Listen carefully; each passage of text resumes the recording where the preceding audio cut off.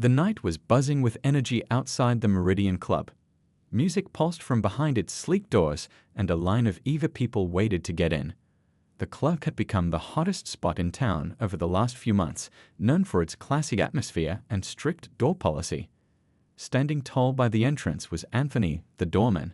His broad shoulders filled out his black suit perfectly as he checked IDs and decided who could enter. Most folks respected his decisions. He was fair but firm. Anthony had worked at the club for almost 2 years now, taking night shifts after his day job. Around midnight, a shiny black car pulled up to the curb. Out stepped Richard Wilson, wearing an expensive suit that probably cost more than what most people made in a month. His shoes were polished to a mirror shine, and his watch glinted under the streetlights. But something was off. Richard couldn't walk straight, and his eyes had that unfocused look of someone who'd had way too many drinks. "Evening, sir," Anthony said politely as Richard approached the door, bypassing the line. "I'm sorry, but I don't think I can let you in tonight." Richard stared at Anthony like he couldn't believe what he was hearing. "Do you know who I am?" he slurred, pulling out a wallet stuffed with cash. "I spend more here in one night than you make all month." Anthony stood his ground. "I understand, sir, but club policy is clear about guests who've had too much to drink. Maybe another night." The people in line watched as Richard's face turned red with anger. "You're refusing me," he shouted, drawing everyone's attention. "Look at you, just a doorman telling Annie what to do." Anthony kept his voice calm. "Sir, please don't make this difficult. There are plenty of other—" "Shut up." Richard cut him off, his voice dropping to a dangerous tone. "You people always think you can tell your betters what to do." The air grew tense. People in line started pulling out phones, sensing trouble was coming. "Sir, I'm going to have to ask you to leave," Anthony said firmly. That's when it happened. Richard's face twisted with hate, and he let loose a stream of horrible words, ugly racial slurs that made everyone around gasp. Some people in line stepped back, others shouted at Richard to stop. But he was too far gone in his rage and drink. Then, without warning, Richard stepped forward and spat directly into Anthony's face. Time seemed to freeze. The wet glob slid down Anthony's cheek as he stood completely still, his eyes closed for just a moment. The crowd fell silent in shock. When Anthony opened his eyes, there was no rage there, just a dignified calm that somehow made Richard look even smaller. "You're nothing but a doorman," Richard sneered, stumbling back toward his car. "Nothing." As Richard drove away, people came forward offering tissues and apologies. Anthony wiped his face, thanked them, and continued doing his job. What nobody in that line knew, not the shocked onlookers, not the club owner who came running out, and certainly not Richard Wilson, was exactly who Anthony really was when he wasn't standing guard at that door. The club owner wanted to call the police, but Anthony shook his head. "Not worth it," he said quietly. "Some people just never learned better." Little did he know that in just 3 days, he and Richard would meet again under very different circumstances, circumstances that would change both their lives forever. What nobody at the club that night knew about Anthony was the remarkable story behind the man in the doorman's suit. By day, Anthony wasn't just a doorman, he was Dr. Anthony Wilson, one of the best heart surgeons in the entire city. His hands, which had carefully checked IDs and gently turned away drunk patrons just hours earlier, were the same hands that regularly performed delicate operations that saved people's lives. Anthony's journey to becoming a surgeon hadn't been easy. He grew up in a neighborhood where dreams often died young. His parents worked multiple jobs just to keep food on the table. Their tiny apartment was in a building where the elevator rarely worked, and Anthony would climb 6 flights of stairs every day after school. But even as a kid, Anthony had a special sort of determination. When he was 10, his grandfather had a heart attack.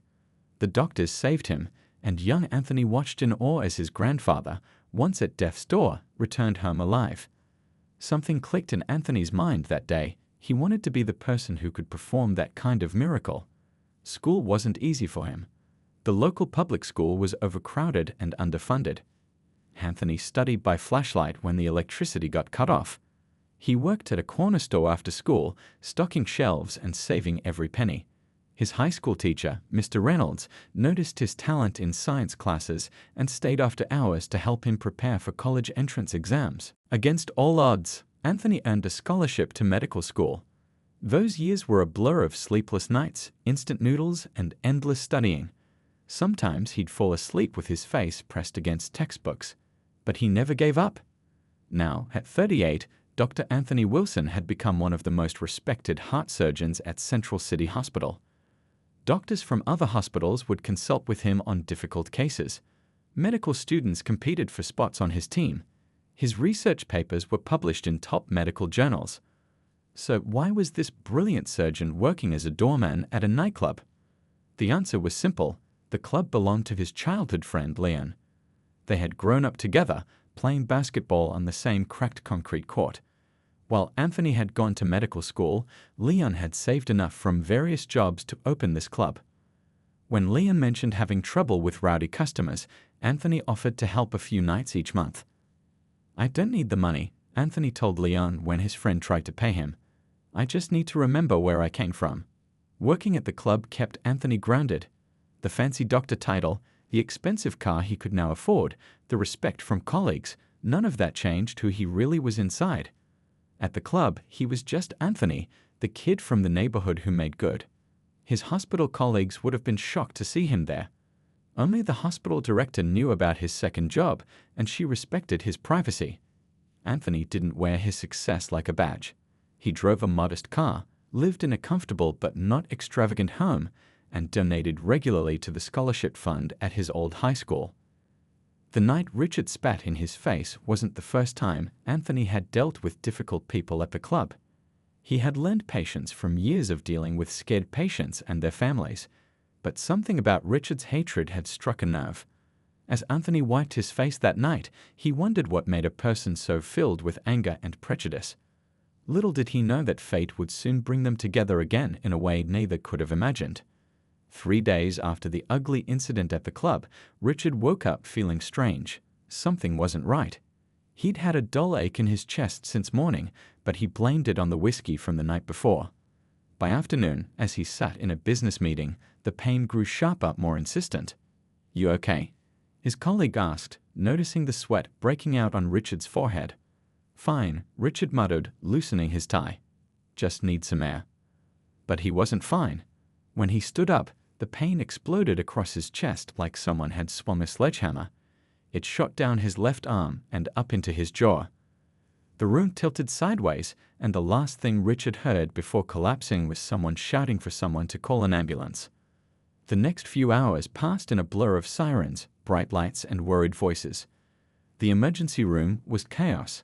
Nurses rushing back and forth, a doctor barking orders, machines beeping urgently.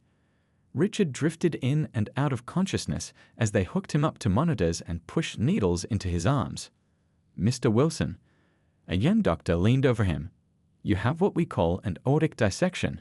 Your main artery has a tear in it. We need to operate immediately." Richard tried to focus, tried to understand what was happening. Death had never felt so close, so real. He had always seen himself as invincible, rich enough, important enough to keep problems at bay. But money couldn't fix this. All his wealth, all his connections, meant nothing as his life hung by a thread. "Am I going to die?" he whispered.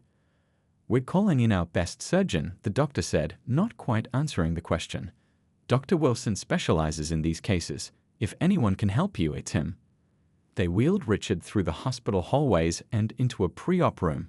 Nurses prepped him, shaved his chest, attached more tubes and wires. A nurse held his hand when he started to cry. Richard had never felt so scared, so utterly helpless. "Your family?" she asked gently. "No one," Richard admitted. He had an ex-wife who hated him, colleagues who feared him, but no real friends. No one who would sit all night in a hospital waiting room, praying for him to survive. The realization hit harder than the chest pain. The operating room was cold and bright. People in scrubs moved around efficiently, preparing instruments, checking machines. Richard lay there, staring at the ceiling, waiting for the anesthesia to take him under. The doors swung open, and a tall man in surgical scrubs walked in. His face was mostly covered by a mask, but there was something familiar about his eyes, about the way he carried himself. "Mr. Wilson, I'm Dr. Anthony Wilson. No relation," the surgeon said, his voice calm and professional.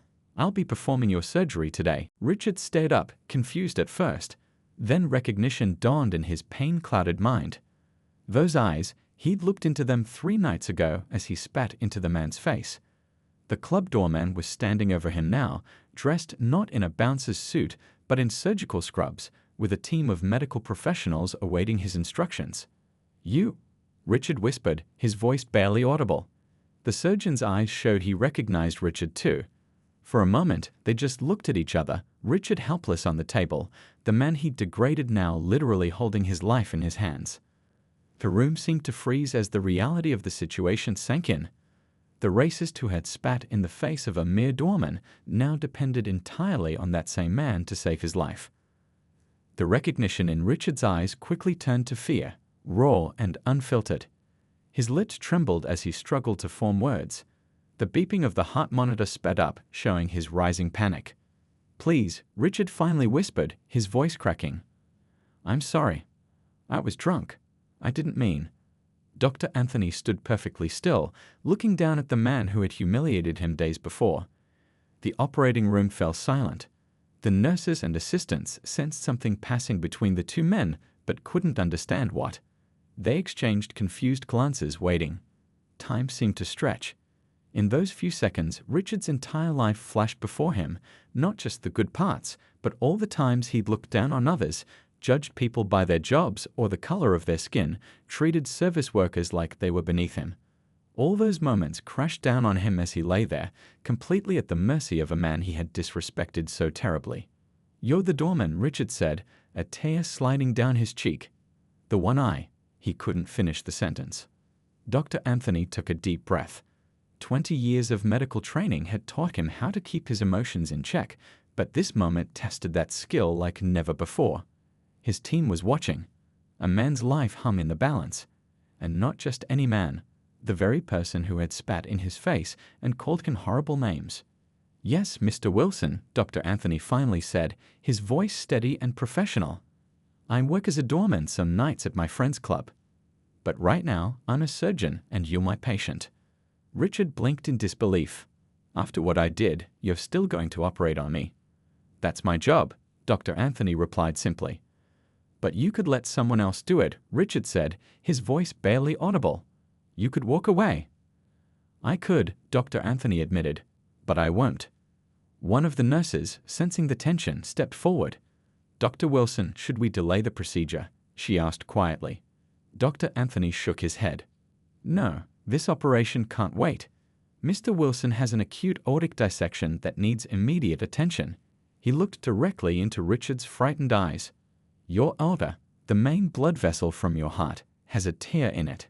Every minute we delay puts you at greater risk." Richard couldn't hold back his tears now. They flowed freely down his face and onto the operating table. "Why would you help me? After what I did? The things I said?" The room grew still again. Everyone waited for Dr. Anthony's answer. He adjusted his surgical mask and spoke words that everyone in that operating room would remember for the rest of their lives. "Because what you did to me at that club door revealed who you are, Mr. Wilson," he said quietly. "And what I do for you today in this operating room reveals who I am." A soft murmur of respect rippled through the team. Dr. Anthony turned to the anesthesiologist and nodded. "We're ready to begin." As the anesthesia began to flow into Richard's veins, his eyelids grew heavy. The last thing he saw before darkness took him was Dr. Anthony's eyes, the same eyes he had looked into with such contempt just days ago, now focused with absolute concentration on saving his life. "Count backward from 10, the anesthesiologist instructed. 10, 9, 8. Richard counted, his words slurring. Before he reached 7, he slipped into unconsciousness, his fate now entirely in the hands of the man he had deemed nothing but a doorman. As Richard drifted in the darkness of anesthesia, Dr. Anthony prepared for what would be one of the most challenging surgeries of his career, not because of its technical difficulty, but because of the emotional weight it carried. "Scalpel," he said, holding out his hand. The nurse placed the instrument in his palm, and he made the first careful incision. The room was quiet except for the steady beep of monitors and the soft hiss of the ventilator keeping Richard alive. Dr. Anthony worked with careful precision. His hands never trembled. His focus never wavered. opening a chest, repairing a torn ulcer. These were tasks he had performed hundreds of times before, but never on someone who had looked him in the eye and treated him like he was less than human. BP dropping, the anesthesiologist announced. We're at 90/60. I see it, Dr. Anthony replied calmly. More suction here, please. As he worked to save Richard's life, memories of that night at the club door kept flashing through his mind. The hatred in Richard's eyes, the wet feeling of spit sliding down his cheek, the burning shame of being degraded in front of a crowd. A less professional surgeon might have let those thoughts affect the quality of his work. Not Dr. Anthony. If anything, he was being even more careful, more precise than usual. Every stitch was perfect, every move calculated. His pressures still falling, the anesthesiologist warned again. The surgical team tensed. They all knew what was happening. Richard was slipping away. The tear in his ulcer was worse than the scans had shown. Blood was pooling where it shouldn't be. Give him another unit, Dr. Anthony ordered. And get 2 more ready.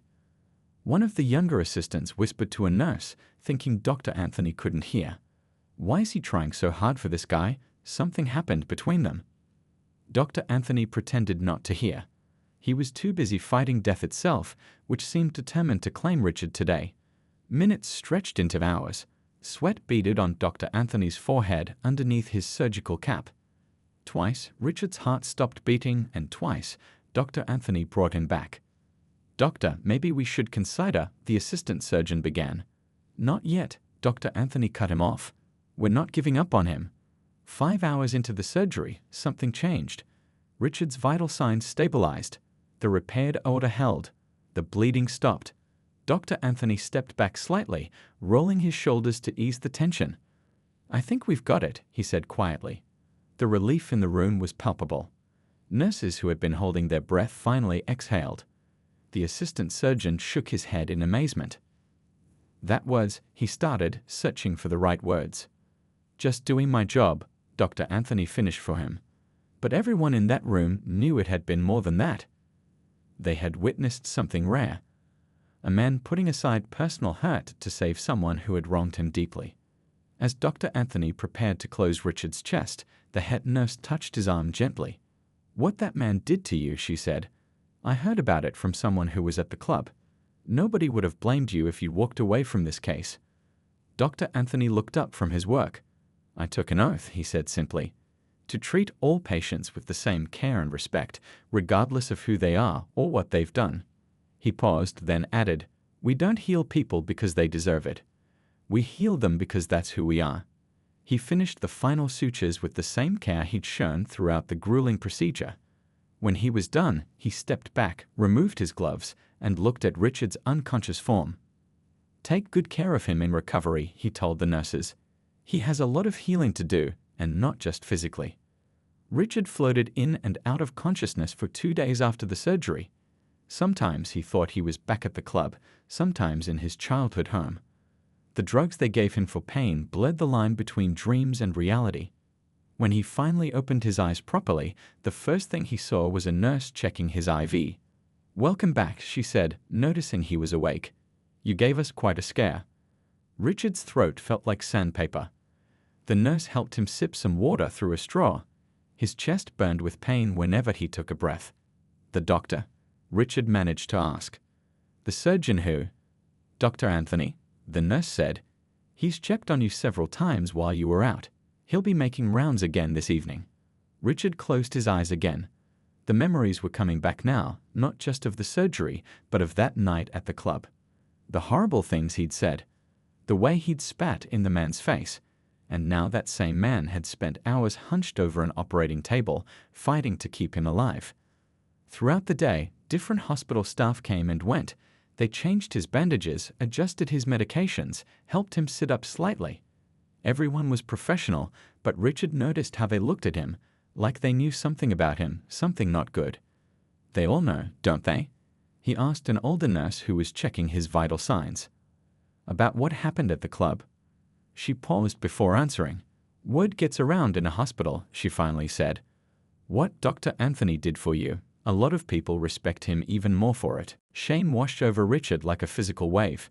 Here he was, surrounded by people who knew he was the man who had spat on their colleague, their respected surgeon, and yet they were still taking care of him, still treating him with basic human dignity. As evening approached, Richard grew anxious. He kept glancing at the door waiting. When Dr. Anthony finally walked in, clipboard in hand, Richard felt his heart rate spike. The monitor beside his bed betrayed his nervousness with faster beeping. "Good evening, Mr. Wilson," Dr. Anthony said formally. "How are you feeling today?" Richard stared at the man who had saved his life. Without the surgical mask, he could see Dr. Anthony's full face clearly now. He looked tired but composed. "Why?" Richard asked, his voice still raspy. "Why did you save me?" Dr. Anthony checked Richard's chart before answering. "That's not really the question you should be asking right now. You should be focusing on your recovery." "Please," Richard insisted. "I need to know." Dr. Anthony sighed and pulled up a chair beside the bed. For a moment, he just sat there, considering his words carefully. "When I was in medical school," he finally said, "my favorite professor told us something I never forgot. He said, the true test of a doctor isn't how they treat patients they like, it's how they treat the ones they don't." He paused, checking the bandages on Richard's chest with careful hands. "I've had patients before who were difficult," Dr. Anthony continued. "People who were rude or demanding. But I've never had someone who—" He trailed off. "Who spat in your face," Richard finished for him, the words painful to say out loud. Dr. Anthony nodded. "That night at the club, you showed me who you were. Or at least who you were in that moment. But in that operating room, I had a choice about who I was going to be. And I chose to be the doctor I always promised myself I would become." Tears welled up in Richard's eyes. "I don't deserve what you did for me." "Maybe not," Dr. Anthony agreed, his voice gentle but honest. "But that's the thing about life-saving medical care. It's not about what people deserve. It's about what they need." As Dr. Anthony checked Richard's incision site, Richard noticed something that made his chest tighten with emotion. The doctor's hands, those skilled surgeon's hands that had repaired his torn ulna, had small cuts and calluses on them. Working hands.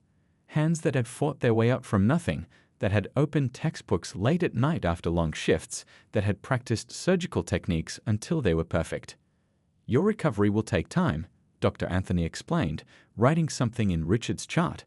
"The physical healing, about 6 to 8 weeks before you can return to normal activities. But there's other healing that might take longer." Richard knew exactly what he meant. As Dr. Anthony turned to leave, Richard called after him. "Doctor?" Dr. Anthony paused at the door. "Thank you," Richard said, the words entirely inadequate for what he felt. "And I'm sorry. More sorry than I can say." Dr. Anthony nodded once, acknowledging the apology without dismissing the original wrong. "Get some rest, Mr. Wilson. Tomorrow will be a better day." 2 months passed. Richard's physical recovery progressed well, but his mind and heart underwent an even deeper healing. Every day in the hospital had been a lesson in humility. Every kindness shown to him by the staff, many of whom knew what he had done, felt like a small miracle he didn't deserve. On the day of his discharge, Richard had asked to speak with Dr. Anthony one more time, but the surgeon was in an emergency operation. Richard left the hospital with unspoken words heavy on his heart.